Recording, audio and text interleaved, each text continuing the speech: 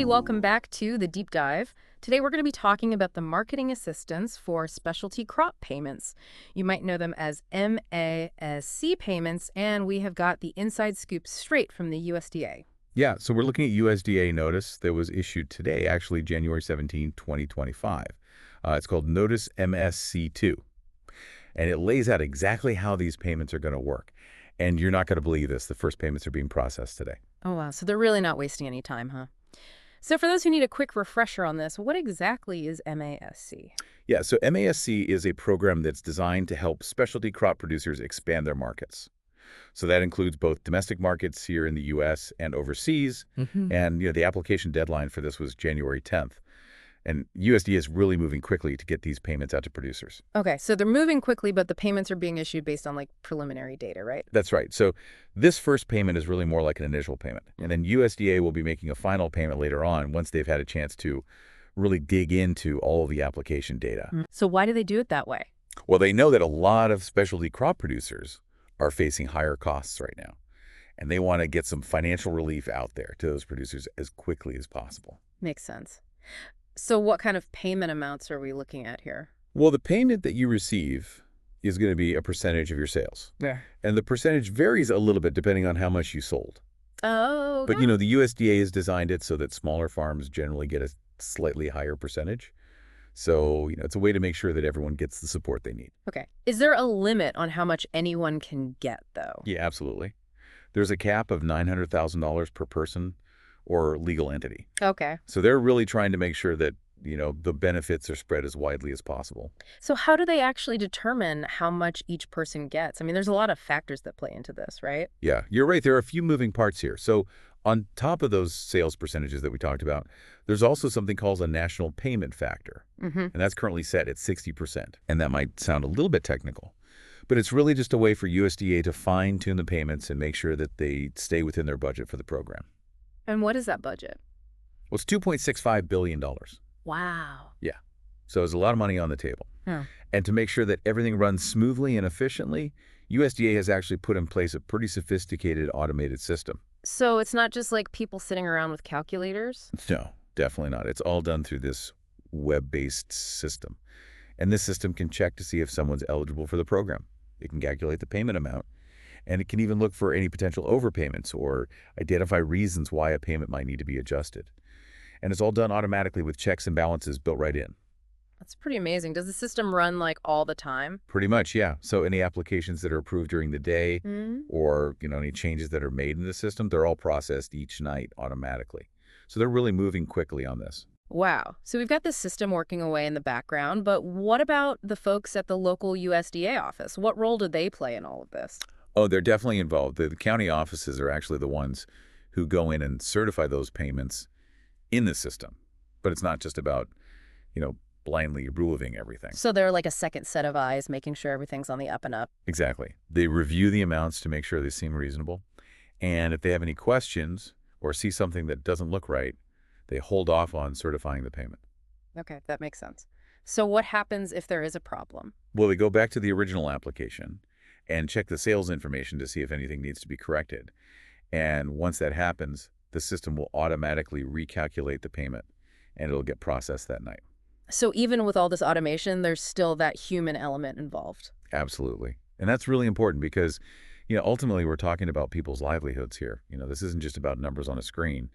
These payments can make a real difference for specialty crop producers. Yeah, absolutely. And I like that the payment percentage is a little higher for those smaller farms. It seems like they're really trying to make sure that everyone gets the help they need. I agree. It's all about providing that safety net, especially with all the uncertainty in the markets these days. And that $900,000 payment limit seems fair, too. Yeah, definitely. It's about striking that balance, between providing substantial support and making sure that the program benefits as many producers as possible.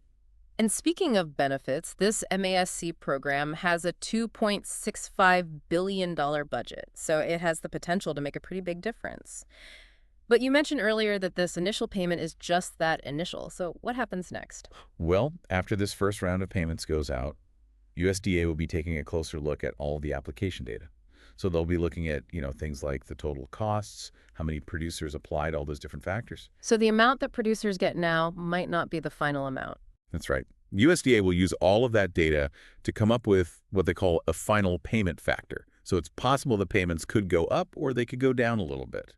We'll just have to wait and see. Well, you've certainly given us a lot to think about. So if someone has specific questions about the program or their payment, what should they do?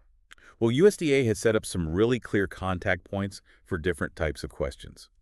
If you have policy questions, so that means questions about the rules of the MASC program, you can reach out to either Devin Marsden or Jenny Prescott, and we'll have their email addresses in the show notes. Okay, perfect. What about questions related to the software itself, like if someone is having trouble with the application? You can reach out to Mario Plummer, he's a software guru.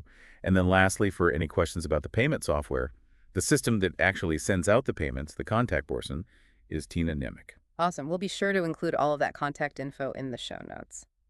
Well, I don't know about you, but I'm already feeling that need to check my bank account itch. It sounds like these MASC payments are going to start hitting accounts pretty soon. You're right, and this is just the beginning.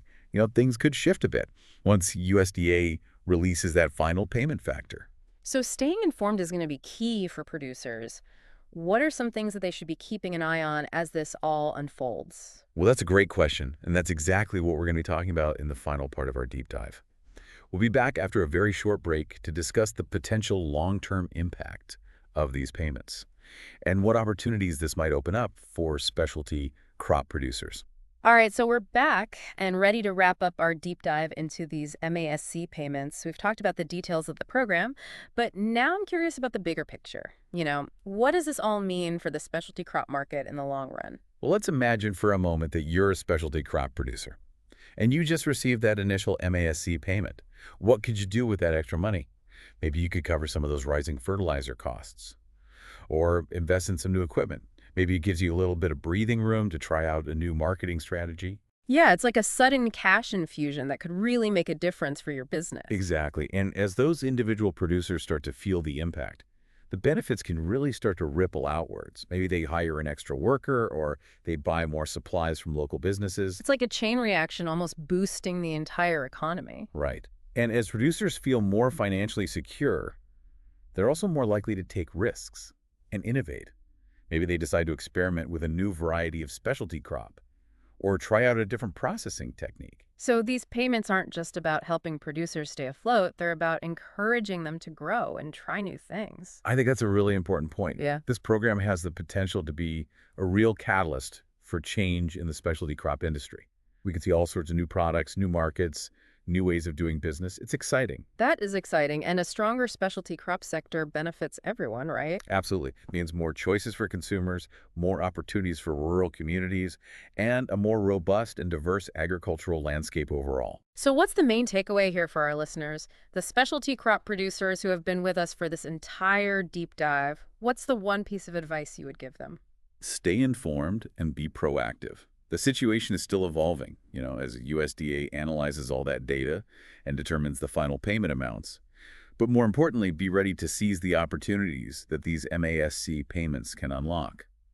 Don't be afraid to think big, to experiment, to connect with other producers and share ideas. Yeah, view this as more than just a payment. It's a chance to make some positive changes and contribute to the success of the specialty crop industry. I couldn't agree more. Well, I think we've covered a lot of ground today. We went through the details of the program, we talked about the role of technology in the local USDA offices, and we even explored the potential impact on the specialty crop market as a whole. It's been a great discussion. And remember, we'll be here to keep you updated as this all unfolds. Any more information that comes out, we'll break it down for you right here on The Deep Dive. We're all in this together.